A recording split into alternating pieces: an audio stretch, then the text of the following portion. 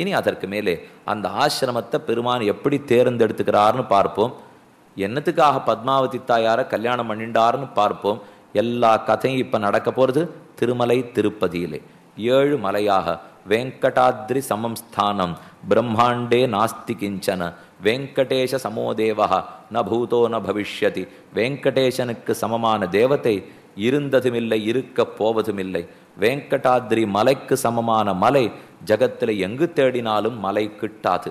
அப்படி உயர்ந்த மலையாம் வெங்கடாத்ரி என்னும், சேஷாச்சலம் என்னும், கிரீடாத்ரி என்னும், நாராயணாத்ரி என்னும், கருடாத்ரி என்னும், விஷசைலம் என்னும் பலபடிகளாக பெரியோர்களால் கொண்டாடப்பட்டிருக்கிற அற்புதமான மலை.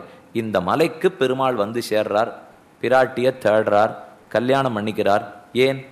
எல்லா இடத்துலையும் பெருமாள் இருக்கிற இடம் தானே, அது என்ன திருவேங்கடத்துக்கு ஒரு தனிச்சிறப்பு? இவர் ஏன் வந்து சேர்ந்தாருங்கிற கதையை மேற்கொண்டு அனுபவிக்கலாம். இதெல்லாம் தொடங்கினது பிருகு மகர்ஷியின் இடத்தே. பல பேர் சேர்ந்து யாகம் பண்ணிட்டு இருந்திருக்கா. யாகத்துக்கு ஹவிஸ் பாகத்தை கொடுக்க வேண்டும். ரிஷிகள் எல்லாம் சேர்ந்து யாகத்தை லோகக்ஷேமார்த்தமாக பண்ணுவார்கள். யாகம்ங்கிறதே புறத்தியாருக்காக பண்ணப்பட வேண்டும். யஜ தேவ பூஜாயாம்னு தாத்து. நாம விடுறச்சேவே ஆகுதியை இதன் நமம, இது உமக்காக, துப்பியமகம் சம்பிரததே இதன் நமம, இது எனக்காக இல்லை, இது உமக்காக கொடுத்துட்டோம். பிராமணனுடைய திருவடிகளில் உன்னை கொண்டு போய் கொடுக்குறோம். கொடுக்கும் போதே பிராமணாய துப்பியம் அகம் சம்பிரததே, இதை நான் உமக்காக கொடுக்கிறேன். இதன் நமம, இது என்னுடைய பொருள் இனி இல்லை அப்படின்னு சொல்லித்தானே கொடுக்க வேண்டும். எந்த தானமா இருந்தாலும் அப்படின்னு சொல்லித்தான் கொடுக்குறோம், கன்யாதானத்தை தவிர. என்ன கன்யாதானம் பண்றாரு தகப்பனார், தகப்பனார் மருமக பிள்ளைக்கு பெண்ணை கொடுத்துட்டாரோ இல்லையோ, அங்க மட்டும் சாஸ்திரம் பார்த்து இதன் நமமாவை எடுத்துடுத்து. அந்த இடத்துல அந்த வேத வாக்கியத்தை யாரும் சொல்றதில்லை, இன்னி வரைக்கும் இல்லை. என்ன கொடுத்துட்டாரே, இனி எனக்கு இல்லேன்னு சொல்லிட்டு கொடுக்கல. சம்பந்தத்தை அறுத்து கொண்டா பெண்ணை கொண்டு போய் தகப்பனார் கொடுத்துட்றார், அப்படி அர்த்தம் அல்ல. அதனால கன்யாதானத்தை தவிர மற்ற எந்த தானம் பண்றதா இருந்தாலும் இதன் நமம, இது என்னுடைய சொத்தில்லைன்னு கொண்டு போய் நாம் கொடுக்கிறோம். அப்படி கொடுக்கறதுக்காகத்தான் கூடியிருந்தா ரிஷிகள் எல்லாரும். புறத்தியாருக்காக லோகக்ஷேமத்துக்காக செய்யப்பட வேண்டும். யாக யஜ்யங்களை நமக்குன்னு பண்ணிட்டு நம்ம வீட்டோட சுதர்சன ஹோமம் பண்ணிட்டோம், வீட்டில் ஸ்ரீசூக்த ஹோமம் பண்ணிட்டோம்னு சொன்னால் பண்ணலாம். அது நமக்காகனு மட்டும் செய்யக்கூடாது. பெருமானை பொறுத்தவரை உலகத்துக்காகனு எல்லாரும் பண்ணிட்டு இருக்கிறத தான் அவனும் ஆசைப்படுகிறான். நாம ஸ்ரீவைஷ்ணவர்கள் நித்தியப்படி கடைசியில் சாத்தும் வரும்போது என்ன சொல்றோம்?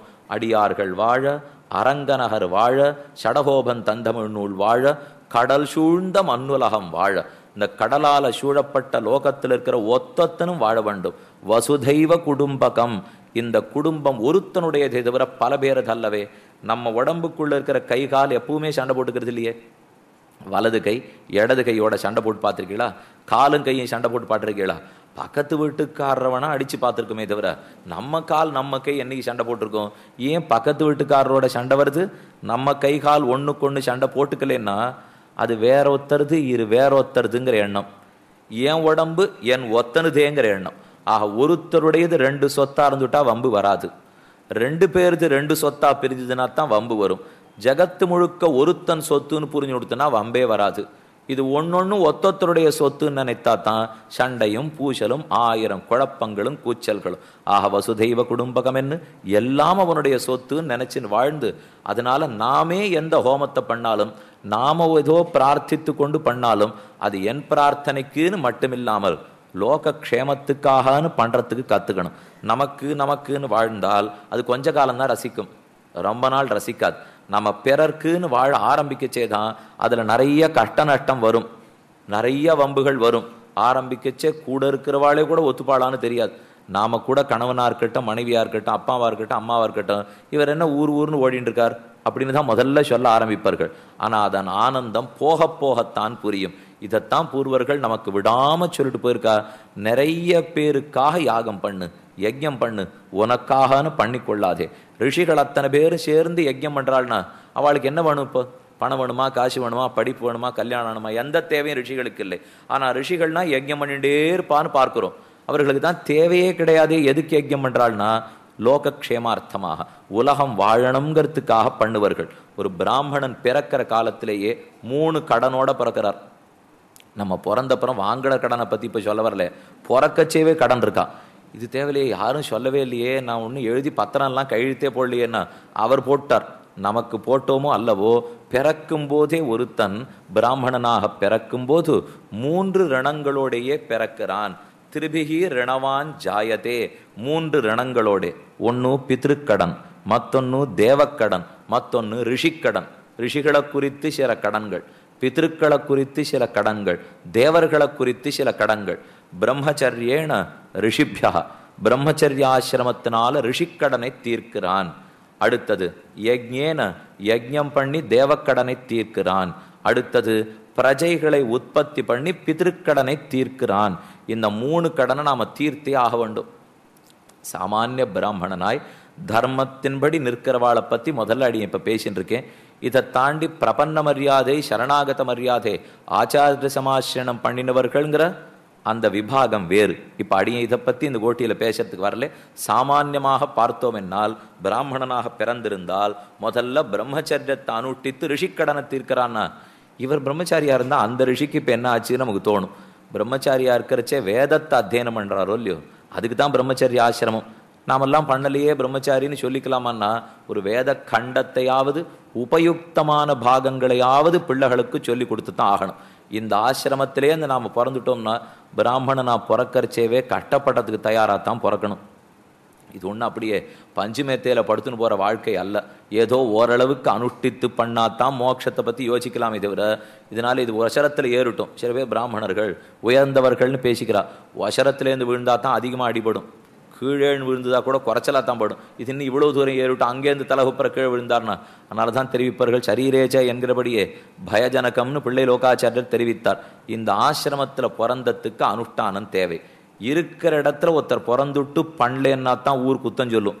இப்போ ஒருத்தர் பெரிய சங்கீத வித்வானாக இருந்தார், அவர் பிள்ளை சங்கீத வித்வானாக வர வேண்டும், வரல, அதில் ருச்சியே இல்லை. அத்தாப்பனார் அவ்வளவு ஞானம் வச்சுட்டு இருந்தார், வாண்டவே வேண்டாம் அப்படின்னு ஏதோ வியாபாரத்துக்கு போயிட்டா ஊர் சும்மா இருக்காது. என்ன ஞானி, என்ன வச்சிருந்தார் சங்கீத ஞானத்தை, பிள்ளை பிறந்து இப்படி பண்ணிவிட்டானேன்னு சொல்ல ஆரம்பிக்கும். அதே பக்கத்து வீட்டுக்காரர் இந்த சங்கீதத்தை தெரிஞ்சிக்கலையே, ஊர் ஒன்றுமே சொல்லாது. அதுக்காக பிறக்கலையே, அதனால விட்டுட்டு போறதுன்னு விட்டுடுவா. அதுக்குன்னு பிறந்தவன் பண்ணாமல் போனாதான் ஊர் குற்றமே சொல்லும். நாமும் பிராமண ஜென்மாவை எடுத்துனுட்டு அதன் கர்மாவை விட்டுட்டோம்னா கண்டிப்பா பெருமானதை உகக்கிறது இல்லை. ஆக பிரம்மச்சரியாசிரமத்தில் இருந்தால் அத்தியனத்தை ஓரளவாவது, ஒரு புருஷ சூக்தம், ஸ்ரீ சூக்தம், பூ சூக்தம், நீளா சூக்தம், உபனிஷத்துக்களுக்குள்ளே முதல் தைத்திரிய உபனிஷத்துல சில பாகங்கள், ஒரு அச்சித்ரம், அஸ்வமேதம், ஒரு பவமான சூக்தம் போன்ற சூக்தங்கள், இது வரைக்குமா உதகசாந்தி மந்திரம், இது வரைக்குமானு தெரிஞ்சுனுட்டா கூட பிரம்மச்சாரிக்கு ஓரளவு ஏதோ நாமும் வேதத்தை சொன்னோம். ஏன்னா ஏகஸ்வாது சுட்டு பிரயுக்தா, வேதத்தை பிரஷ்னமா சொல்ல வேண்டாம். பிரஷ்னத்தில் இருக்கிற ஒரு வாக்கியத்தினுடைய ஒரு சப்தத்தை அக்ஷர சுத்தமா சொன்னாலே சொர்க்கம் நுடுத்து சாஸ்திரம். ஒரே ஒரு சப்தத்தை ஒழுங்கா சொன்னா கூட சொர்க்கம்னா, இதை ஒரு இடத்துல சொல்லிருந்தேன். அப்போ ஒரே ஒரு சப்தம் தெரிஞ்சுக்கிறேன், எதுன்னு சொல்லிடும்னு ஒரு பிள்ளை வந்து கேட்டான். இது பெருமை சொல்றதுக்காகவே தவிர அதுக்குன்னு ஒரு சப்தம் தெரிஞ்சுவிட முடியுமா? எத்தனையோ அணுவாக்கங்கள் இருக்கும், காண்டங்கள் இருக்கும்.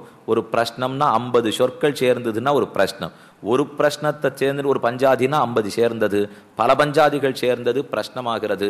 ஆக ஓரளவுக்கானு தெரிஞ்சுண்டு கண்டிப்பா புரிஞ்சுக்க வேண்டியது, பிரம்மச்சரிய ஆசிரமத்திலேருந்து கிரகஸ்தாசிரமத்துக்கு மாற போறான்னா அதற்கு முன்பாக வேத மந்திரங்கள், கல்யாண மந்திரத்தை கத்துண்டே ஆகணும். அது ஒன்றும் ரொம்பவே இல்லை, மொத்தம் சேர்ந்தா 4 பக்கம் 5 பக்கத்துக்குள்ள முடிஞ்சு போடும். நம்ம எத்தனையோ மனப்பாடம் பண்றோமோ இல்லையோ, வாரம் வச்சுண்டு வார சஞ்சிகைகள் அப்படின்னு பலது வருது. வியாழக்கிழமையானா இது வரும், வெள்ளிக்கிழமையானா அது வரும், சனிக்கிழமையானா அது வரும்னு வாங்கி வச்சுட்டு மனப்பாடம் பண்ணாத குறை அதில் இருக்கிற தொடர்கதையெல்லாம் படித்து வச்சுக்கிறானே. இதை மனப்பாடம் பண்ணி பாருங்க, ஒரு மாதம் மெனக்கட்டோம்னா தெரிஞ்சுடலாம். அதுக்கு மேலே கிரகஸ்தாசிரமம் எவ்வளவு ரசிக்குங்கிறது அப்பொழுதுதான் புரியும். ரிக்வேதத்திலே 10வது மண்டலத்திலே 55வது சூக்தத்திலேருந்து 85வது சூக்தம் வரை விவாக மந்திரங்கள் அற்புதமாக விளக்கப்பட்டுள்ளன. அதை ஒரு ஆச்சாரியனிடத்துல உட்காத்தி வச்சு அந்த 4 பக்கம் அதை மனப்பாடம் பண்ணிட்டோம்னா எத்தனையோ நன்மைகள் அத்தனை நமக்கு ஏற்படுமே. எதற்காக சொல்ல வந்தேன்னா, ஆசிரமத்தில் இருப்பவன் தான் கண்டிப்பா பிரம்மச்சாரியாக இருந்து ஒரு வேதாத்தியனத்தை பண்ணி கடனை தீர்க்கிறான். ரிஷிகளுக்கெல்லாம் எண்ணம், நம்ம சந்ததியிலே நமக்கு வேண்டியவன் ஒருத்தன் பிறந்தான், அவன் அத்தியனம் பண்ணிவிட்டா எங்க கடன் தீர்ந்துடுத்துன்னு அவா விட்டுடுவா. அடுத்தது யஜ்ஞம் பண்ணாதான் தேவக்கடன் தீரும்.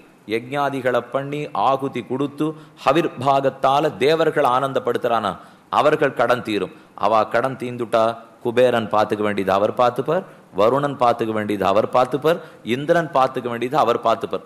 இவா ஒத்துணும் இப்ப பாக்குறது இல்லையே நாம கட்ட